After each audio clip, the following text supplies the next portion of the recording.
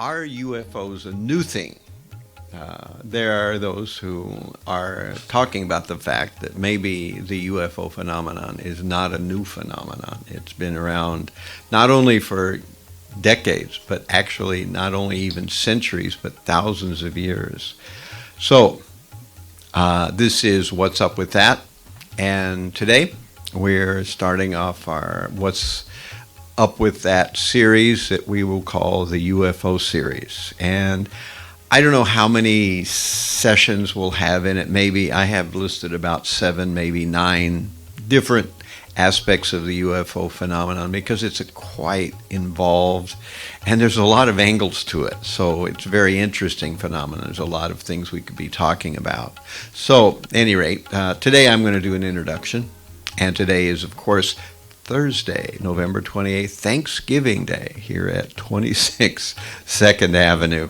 And so that's at 26 2nd Avenue and East 1st Street. We're here every Thursday. And we either do a What's Up With That with one of the paranormal sessions. We talk about that and how it relates to the ancient writings of India called the Vedas. Or we do a Stories from the Vedas, which are different stories that come from the ancient Vedic writings and how those help us to understand the world around us in a deeper way.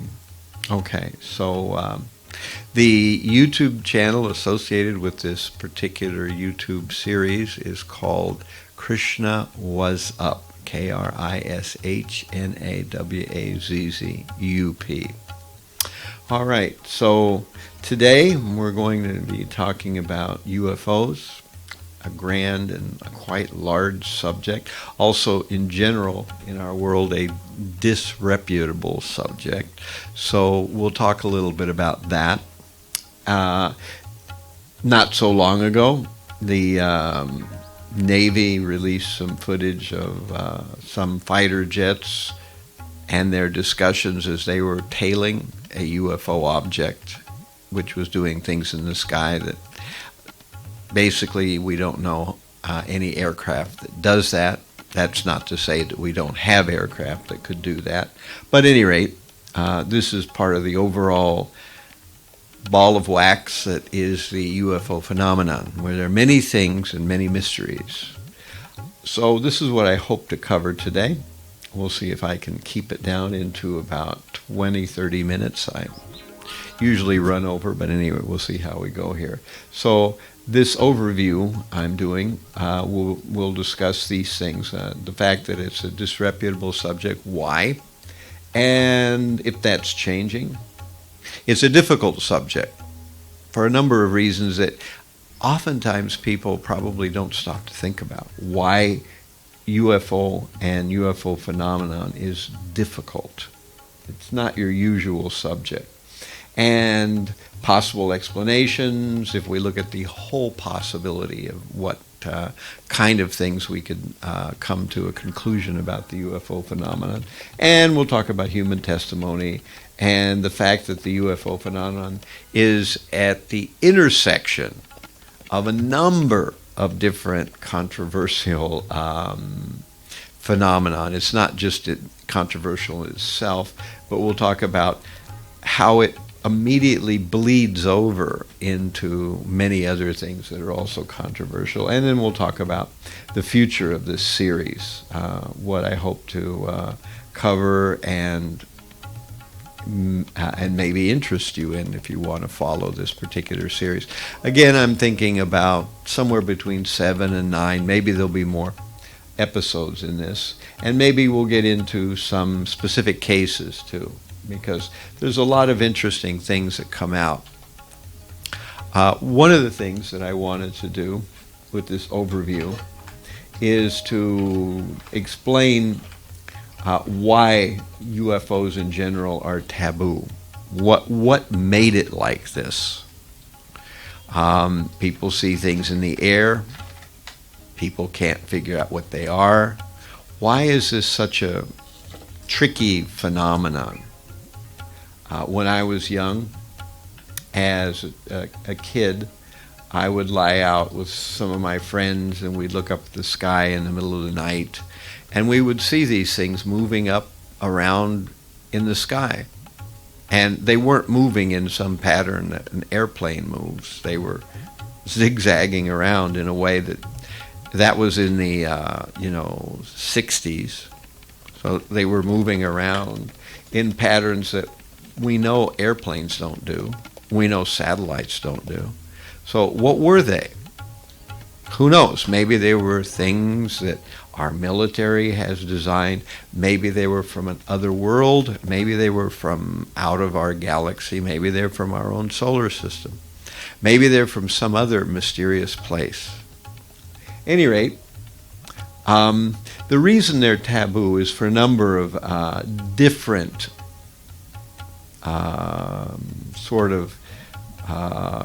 factors. One of those factors is that our world right now is very, very saturated in this, what I call eliminative materialistic worldview, that if we can't put it in a test tube and measure it, then it doesn't exist. And there are people who really have an entire worldview that's very small. And if something won't fit into their worldview, they have to throw it out. They have to ridicule it. They have to demonize or criticize anyone who talks about it. So this is the nature. Oh, hi, you made it. Happy to see you here. Right. So this is unfortunately a strong theme in our modern society. And that's why when people hear or talk about UFOs, they can find themselves, vilified or demonized, or more often just ridiculed. And in this way, people do not want to come forward with any information, or if they've had an experience, they're very careful who they share it with. Of course, another big important factor in why, in general, the UFO phenomenon is considered disreputable is this government denial. You can wonder, why does the government go to such extreme effort to poo-poo, trash, to ridicule this whole idea of the UFO phenomenon? Why do they go to such trouble? Well, it's obvious, actually, that the military has things flying around in our skies and they can't do anything about it. I mean, what does that say for national security? Obviously, they can't come forward and talk about this in an open and easy way because they're implying that somebody's doing something and they can't do anything about it. But in one sense, this is happening all over the world. It isn't just happening in the United States. It's happening everywhere in the world. All the militaries of the world have these kind of experiences. And as we said, the first slide that I showed was this Navy footage that came out recently, I think about 2 or 3 months ago. And it discussed or, showed this fighter jets following a UFO, and because they were following a UFO, they, got pictures of it and they were talking about it. So this is the kind of thing that is coming out a little bit, but as many have said, the government denial goes deeper and deeper and deeper, and they've lied so much. Can you shut the door? I can see the wind still blowing in. We'll get ice cubes on our teeth here in a minute. So, anyway, great. So, there's layers and layers. They've lied so much that they can't really come out and say how much they've lied. So, it's a tricky business. But, a lot of people already have the inkling that this is just a cover-up, and it's been that way for many years in our government. But we don't actually know the shape of it, and we probably never will. We'll know something about the shape of it, but there's so many layers of deception that we'll probably never know. So this is one of the reasons. If you actually go into the history of UFOs, and we'll do that in a different weekend, or a different Thursday, rather, The whole idea of started out with Project before Blue Book there was Project Grudge, and before Grudge there was Project Sign. The military started investigating. They called it Project Sign, and they tried to do some kind of investigation. Are these things real? They didn't come up with much. At least that's the official story. They didn't come up with much. And then Project Sign turned into Project Grudge. This was all around 1948 or something like that. And then Project Grudge turned into Project Blue Book.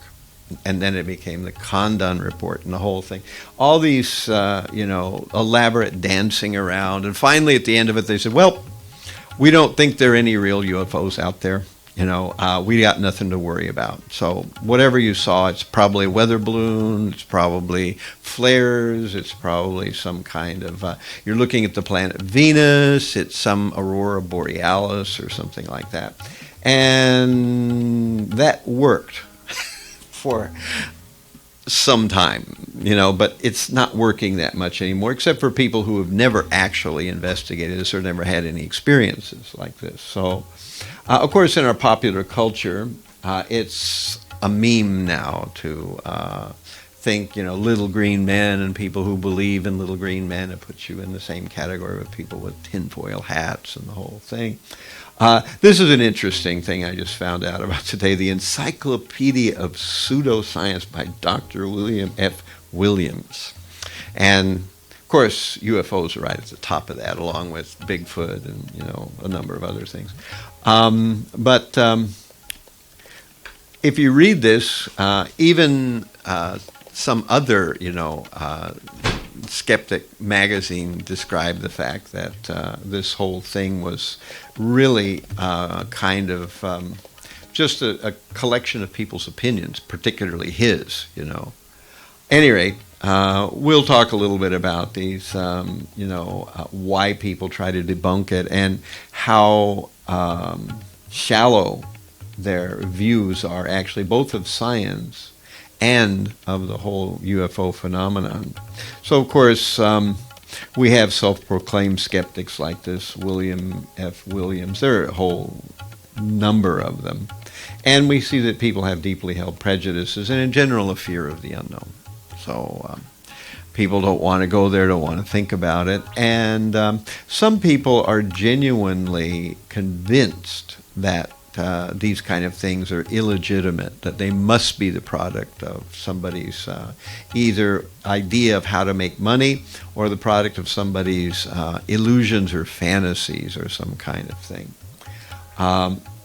But actually, there are far too many examples of these cases where you can say, well, maybe some people are lying. You can say maybe some people are trying to make money with it. But all over the world, all these people who have come forward with these different stories, and many of them have a number of people who saw the same thing. They have some kinds of actual items or some data that they collected afterwards. And so we can see that just to write it all off shows a mind that is very, very closed about the nature of the world. But it gets back to worldview. The bigger your worldview, the more you can understand what's going on around us. The smaller your worldview, the more you're shocked and you have to close your eyes to certain things. Some people genuinely believe this narrow worldview, and some don't believe it, but they speak like they believe it because they're agents of disinformation. They're actually just trying to make the waters muddy so that people can't actually see what's going on. And I'm sure that within the UFO community of people who are talking about, there are people that are there who are pretending to support UFO understanding, but in fact they're really there just to muddy the water, to make people doubt it because of their very ridiculous way of being interested in it and their what they say. So this is why UFOs are a difficult subject. Unlike other scientific things, we can't control them or force them to appear. And they usually appear when nobody's ready to document anything. And these days, it's easy to fake anything as far as what to speak of photographs. You can fake movies. You can do all kinds of things with CGI these days. And as a result, even if you got good footage of a UFO, people can say it's just really great CGI. And it's difficult to make any distinction there because the line between what you see and what's actually there is very, very hard to make. Photoshop. And what's that? Photoshop. Yeah, right. Well, not only Photoshop, but in movies you can, you can see even the movies that we have. The CGI is excellent in them, and things look very realistic, and we know they couldn't be, dinosaurs and, whatever else. So an interesting thing, which I want to bring up in a minute, is this book, which I ran into many years ago. It's called Alien Identities. It's written by Dr. Richard L. Thompson. And I'll talk a little bit more about this book in a minute, but he is actually from our own community. He's a PhD in math, and he researched this phenomenon from a number of different angles. And as a result, he came to a lot of conclusions. And there's a lot of angles of the UFO phenomenon that most people don't think about. They're angles that are different than you would guess.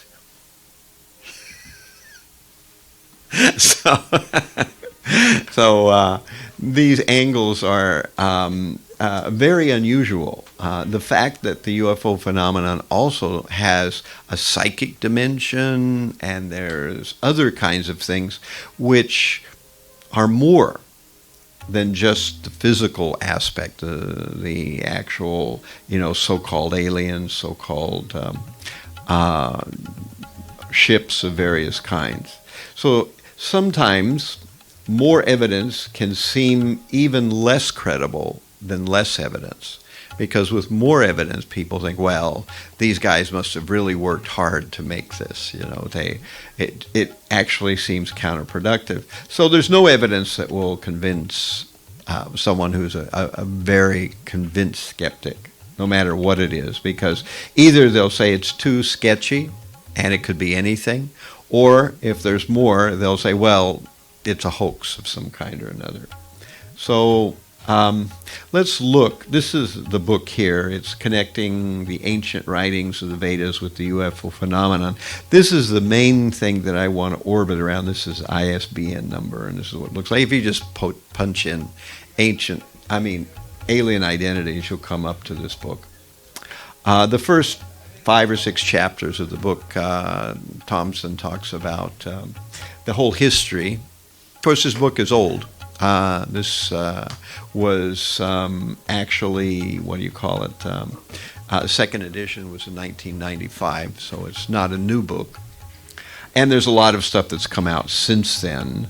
But it describes how in the ancient writings of India, this idea of a whole universe full of beings of various kinds is talked about. Not that we have just life on this planet, but actually in the Vedas it describes that there's life on every planet. Each planet has a kind of karmic sort of assignment. So people of a very particular type wind up taking birth on that planet. Now, whether or not we can see them is another issue, because the universe is strangely dimensional in a number of ways, and nobody can answer all the questions. The scientists can't answer all the questions, and neither can we, because the universe is complicated. It is actually infinitely complicated. And whenever we see people make new discoveries in science, we discover that those discoveries they open new questions and make open new doors. And we have to answer more questions because nothing's straightforward in our world. Everything is complicated beyond all kinds of normal levels. And this is actually the way the Supreme Lord designed the world, to be like this, so that people can float themselves in whatever thing they want to think about. So at any rate, here are some possible explanations.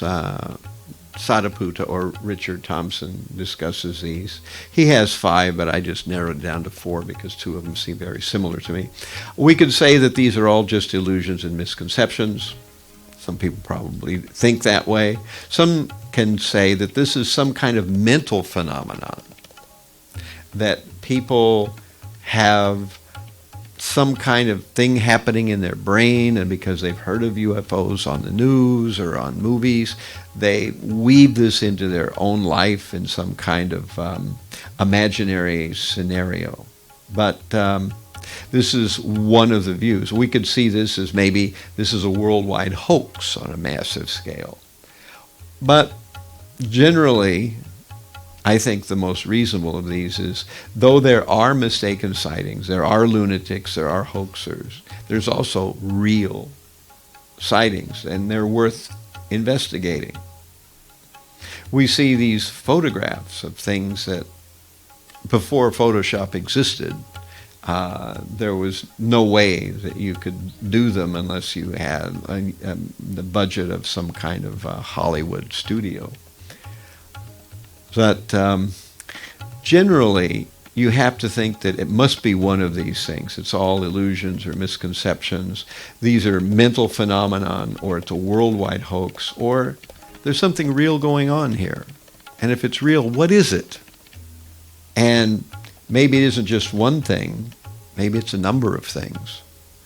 Of course, usually UFO encounters and people's understanding of them get written off as just what they call, anecdotal. In other words, it's what people say. But in many situations, the only thing we really have is human testimony. In a court of law, you may have some scientific thing that comes forward, some scientific test that they did that determines the guiltiness or not guiltiness of a particular person or criminal. And in this way, we might have some science behind it, but most of the time we just have to rely on human testimony. And when many, many people from many walks of life come forward and tell stories, and this is one of the points that Thompson makes, that these stories are similar, and people all over the world tell them, and these people are not communicating with each other. And sometimes there's bizarre aspects of these stories that are not displayed in the movies or in popular culture, but they somehow come across the same thing. There's something going on here. Of course, to simply assume that everybody must be lying or mistaken beggars belief, This is impossible to think this way unless you really have a very small worldview and you can't tolerate the idea. There may be things we don't know. I think in general in our modern world, people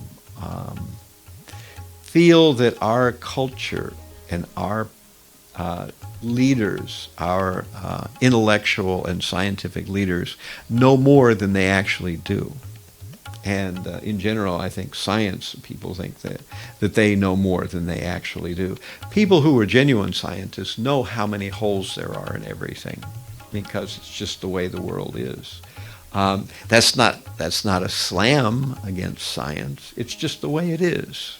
Whatever you learn, right next to it is something you can't learn yet because nobody knows the answer to it yet. Yeah. If you say so, can you do me a favor and say it into the microphone?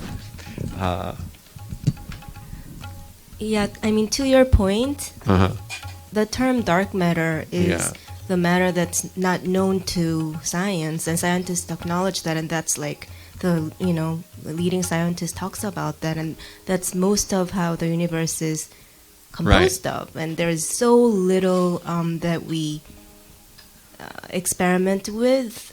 So it's good to be open and take all the qualitative measures more considered than quantitative. Right.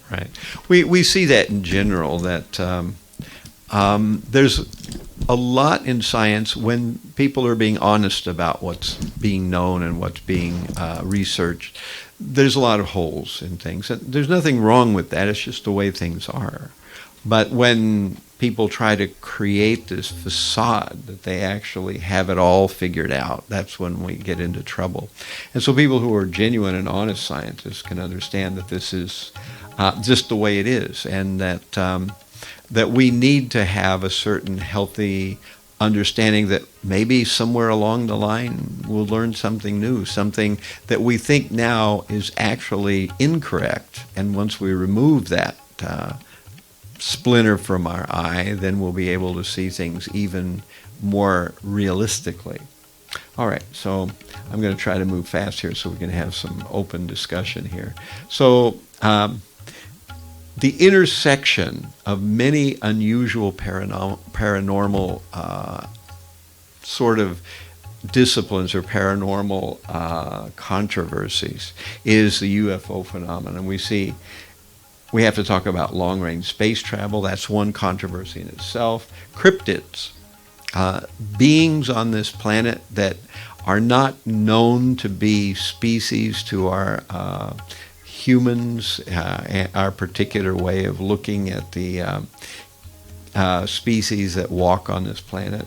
There are many that aren't necessarily aliens, but cryptids are all these kind of things, from Bigfoot to the whole gamut of unusual beings that have been talked about in our culture.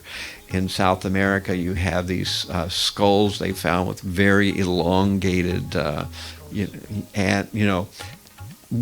some people say it was just that when they were babies, their mother bound them and made their skulls long. Maybe that was it. Maybe they weren't human. Maybe they were human-like. Now, the interesting thing about the Vedas is they say that there are many of these human-like races out there. In fact, it's a whole zoo out there. The Vedas talk about many different kinds. And as we progress through this series, which today we're starting, but I think we'll do 7 or 9 somewhere different features on this whole thing. So besides cryptids, we have to get into government conspiracies. That's a whole controversy in itself. And ESP is part of the whole thing, that sometimes the aliens contact people with ESP, or they're telepathic or telekinesis going on, something like that, where things are being moved, and they're being moved in a way that's not physical. Sometimes people float in the air. Sometimes they go through walls. What's going on here? This is a whole, paraphysics, a whole alternative physics. How is this taking place? Then we talk about abductions of humans and animals, the whole human abduction thing, which has been going on for a long time, and the animal abduction thing, especially the mutilation of cows and other farm animals. And then we have to talk about alternative history. Has this been going on for thousands of years? Is there evidence of off-world beings interacting with us on this earth for a long time, not just recently, but from a long time ago? The Vedas certainly say yes, because we're part of a larger family of beings that are by karma in different places. So this is the future of our series. We're going to talk about the Vedic view, exactly how the Vedas view the cosmos, and how they view various kinds of living beings in different bodily forms. We're going to talk about the history of UFOs in pop culture and the alternative human history, because there's a lot of things on this planet that make no sense according to our current archaeological and historical views. Things that shouldn't be there, things that are made that we couldn't make today, but ancient societies somehow did it. And we are under the impression that these ancient societies must have been primitive. But if they were primitive, how could they do things that we can't duplicate, at least duplicate easily today? So we'll talk a little bit more about the reasons for the widespread culture of disbelief, and we'll talk about our 21st century mythology that we live in. Because the Vedas take a little getting used to. They describe things, and to understand them properly, it takes some time to absorb the underlying methodology and what they're actually trying to tell us. And maybe we'll talk about some specific cases, and we'll talk about the purposes, methods, and larger perspective. I think this is my last slide. Yeah. Okay. So this whole category of philosophy and understanding is very interesting because it brings to the fore many unusual aspects of our world.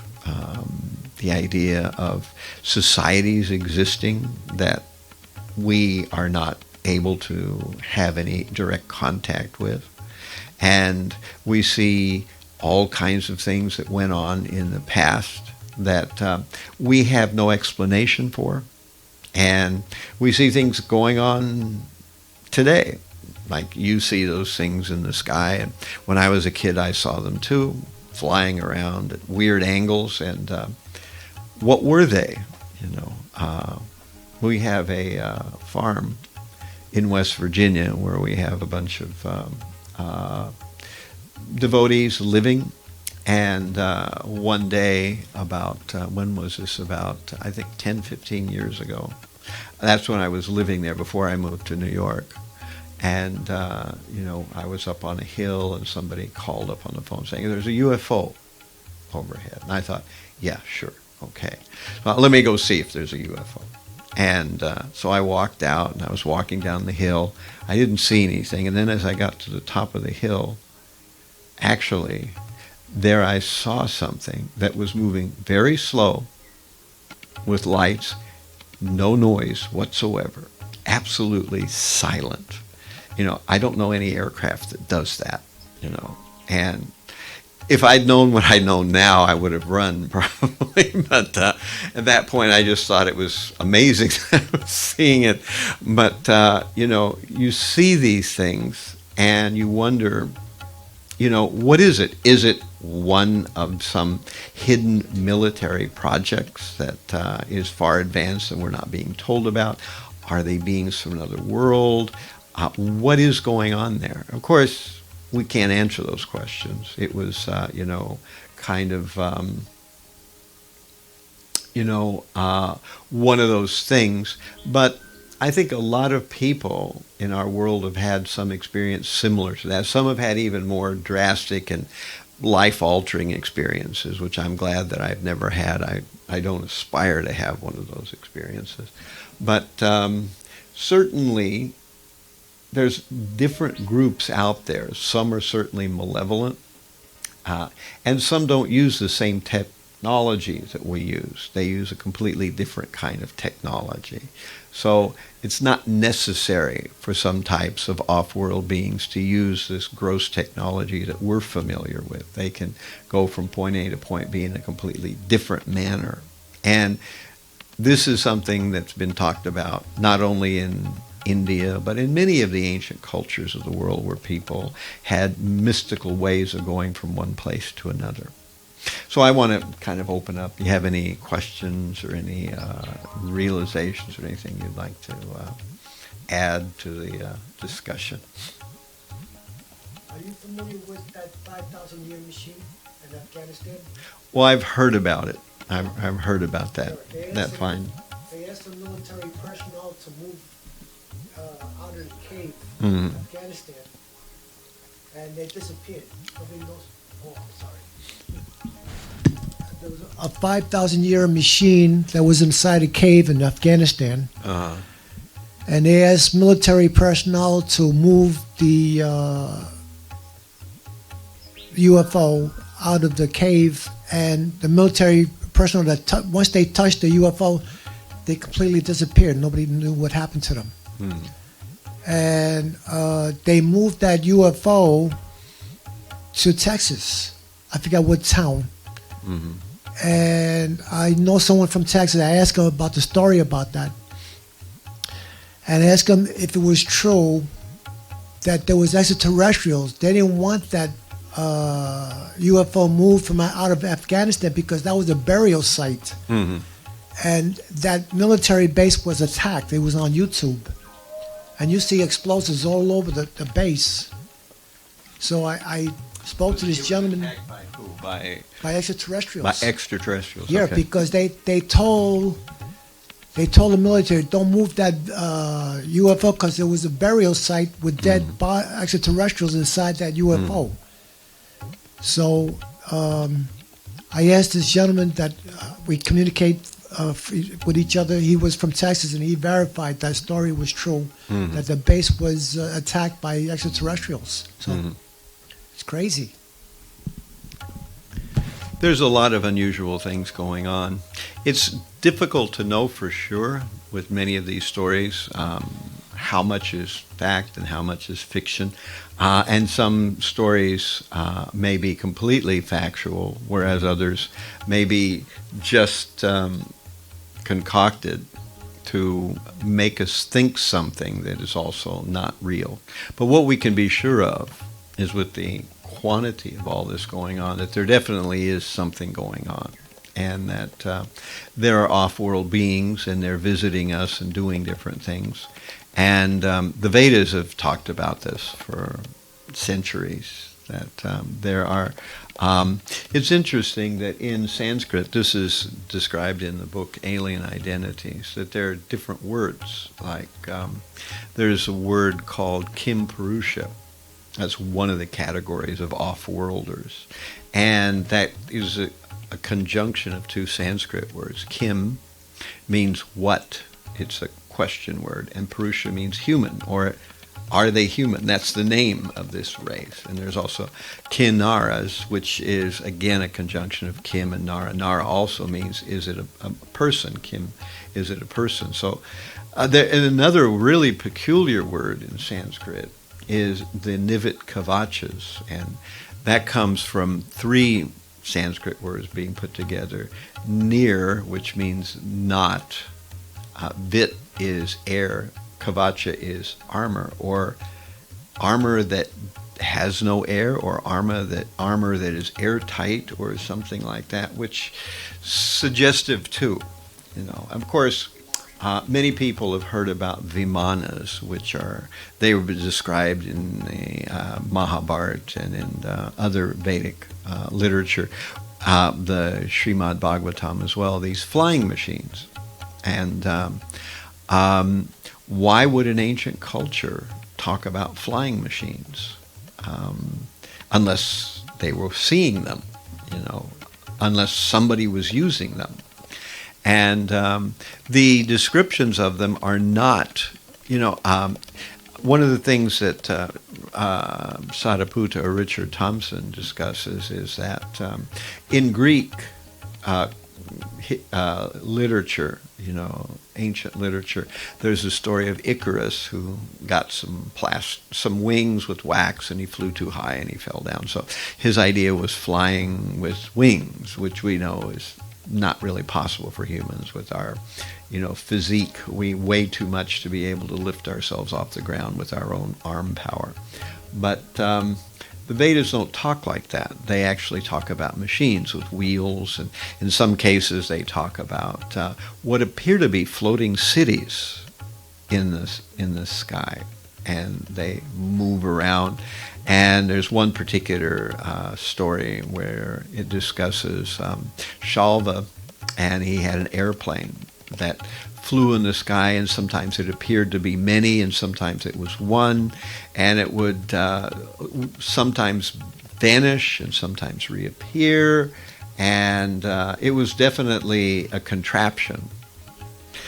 We find that we're going to talk about this a little bit, this parallel technology. We have a certain kind of technology which we assume is the most advanced there is, which has to do with combustion engines, with electricity, computer chips, and this kind of technology. It's all organizing matter in a very specific way. Now, this kind of technology has also been around since way before, but mostly it was not available to humans. There's been another technology which is actually a mystical technology. It works with sound vibration, which are done, and through the right consciousness and the right sound vibration, one can affect the reality of the world that we live in and travel or remain absolutely stationary or cause one's own life systems to apparently stop and do a number of these things. These kind of stories have been circulated from India for a long time. But in the Vedas it talks about these things, and there are people who can, in some cases, demonstrate some of these different abilities.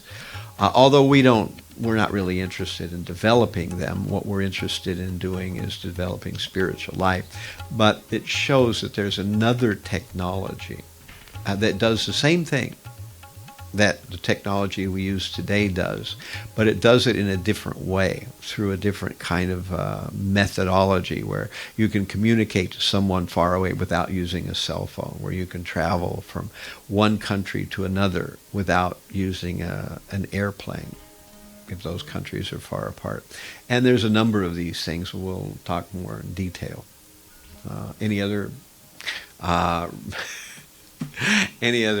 ideas or points of discussion? There's stories that Jesus Christ. Oh wait. There were stories about Jesus Christ was missing for a long period of time, from childhood to later adult age, before 33, that we know they claimed that he died on the cross. They said that he went out to the Far East. He went to India and China. And, I brought that up with other people, and we were saying, how did he travel so far? Was there a possibility that extraterrestrials may have picked him up and took him around the world? I mean, it was, in question. It's uncertain. There was a lot of hidden history about how he got around and then came back to Israel. So, since you mentioned, about country to country, that went through my mind since you mentioned that.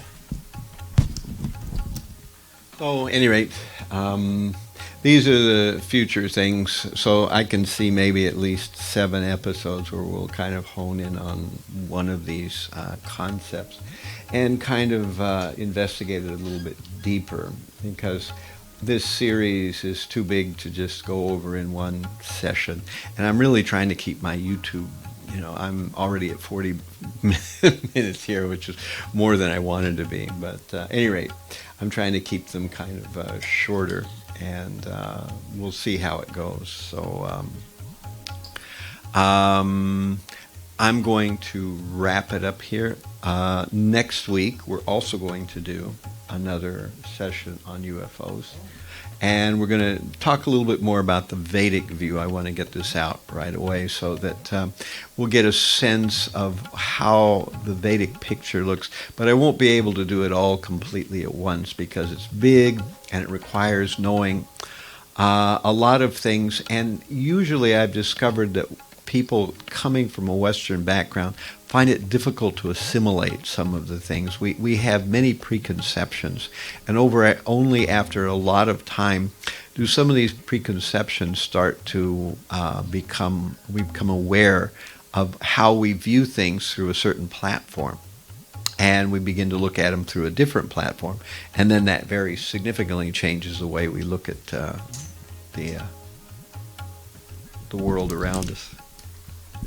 Yeah, it's not so much about the question, but I really look forward to hearing more about the Vedic views of, and also I wanted to mention astrology, because astrology is very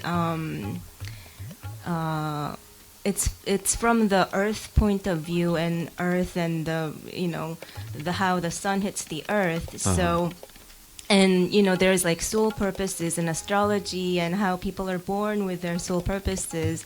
And you mentioned there are other planets that karmically people or beings are born with certain purposes. So I'm interested.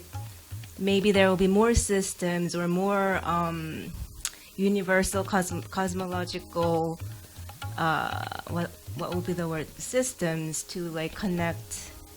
It seems like there is also like layers of different purposes and parallelity going on there. So very interested to learn more about that. Okay. All right. So this is What's Up With That, and every Thursday we're here either with What's Up With That or Stories from the Vedas. I have two different things that I do on Thursday. Stories of the Vedas is more directly the stories themselves and the interesting teachings and life lessons that they contain. And but next week we're going to do another of these UFO sessions. So that'll be in December, and I forget what the date is, but at any rate, you can think of it next week. I'll put it up on Meetup. But we're here every Thursday from 7 to about 8:30. And in the future, we're going to, I discussed with our other group that's one block over there, and usually on Thursday they have a dinner every Thursday, and their program is a chanting program, and after the chanting program they have a dinner, and then when we finish here we can just walk over there. But today they're closed because they decided to give themselves a break on Thanksgiving. However, our big temple in Brooklyn is open today, and they did a whole big Thanksgiving dinner there. So if we want, we can go over there, but that requires about a 10-minute subway ride. So that's what we can do in the future. Every Thursday we can go over there, so that'll be an extra bonus for people who come, and you'll get a free dinner out of it. So we look forward to it, and we're hoping that as this goes through, we can help people not only here who come to the live program that I'm doing here, but also on the internet, because I'm putting this up on YouTube. At least I'm hoping to. I've been pretty good the last 3 or 4 weeks. I've gotten the whole thing up on YouTube right after I recorded it, but sometimes it's a little more challenging. All right, so thank you all very much. Hare Krishna.